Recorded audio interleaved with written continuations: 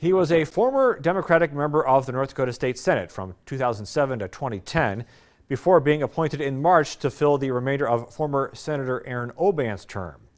Josh Meny sat down with Democratic NPL candidate for District 35 State Senate, Tracy Potter. Joining us now, District 35 State Senator Tracy Potter. Senator Potter, thank you for being here. Thank you for having me.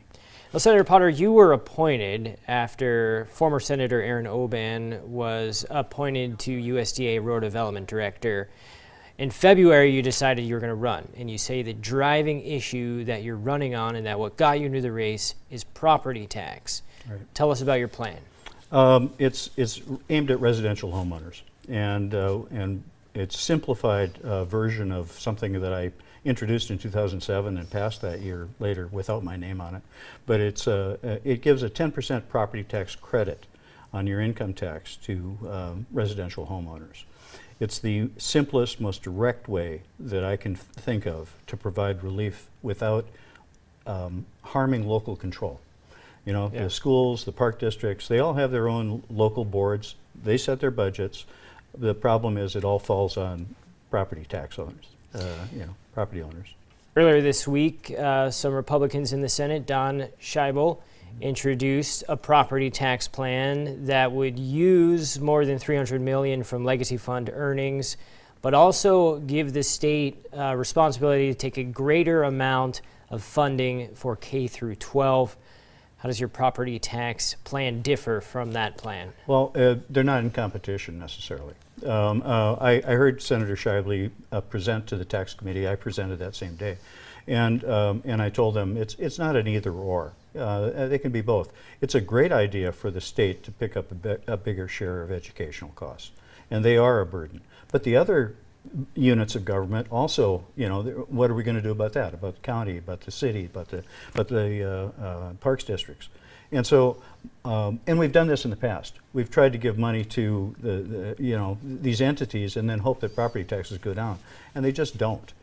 My plan is to give it directly to the taxpayer, so that the relief comes to the taxpayer, to the owner of the residential home, and that way. And I've talked to the tax commissioner about it. It's simple, easy to implement, and would be effective at reducing the burden without reducing the property tax. All right, you sit on the Government Administration Committee. Mm-hmm. Your committee is investigating the $1.8 million overrun on a building leased by the AG's office.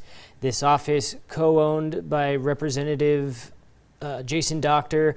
He also owns the contractor, which was a lot of what the bill for the overrun included, because the building itself, it was essentially unfit for housing the AG's departments. Right.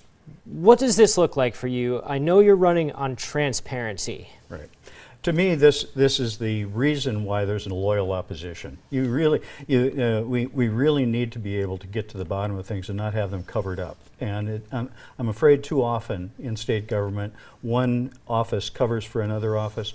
But I have to give credit to Josh Gallion, the state auditor, for we all had a lot of questions. In fact, a gentleman told me last night, "You ask good questions." Well, yeah, I asked them, but I didn't get the answers. Josh Gallion got the answers, and clearly there was double dealing, there was self-dealing, and we need to tighten up our procedures in state government. Yeah, in a couple seconds, will you continue pushing the Attorney General's office to look into the 20 years of deleted emails? Absolutely. That was a violation of a code, and the records retention requires that the archivist have those.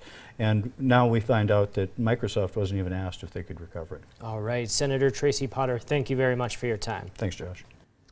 Potter also served as the president of Fort Abraham Lincoln Foundation for 21 years. On Monday, Republican candidate for District 35 State Senate Sean Cleary will join us in the studio.